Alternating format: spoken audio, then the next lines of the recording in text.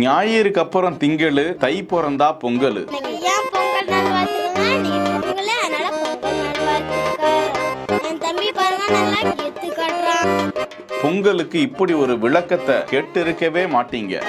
குடும்பத்தோட பொங்கல் சாப்பிடுறதுதான் பொங்கலே. கரும்பு மட்டும் சாப்பிடாம விட்டுடாதீங்க. வேற லெவலுக்கு ஃபன்ன பண்ணி விட்டுருக்காங்க.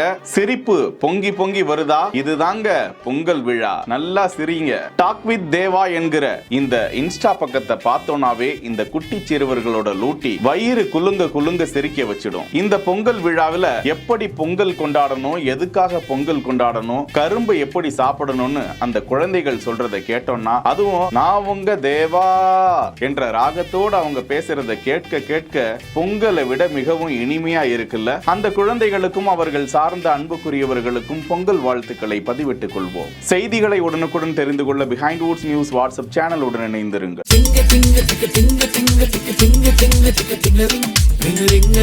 செய்திகளை வழங்கியோர் Lexco holidays, MCR pure cotton club, doctor Srivarma wellness.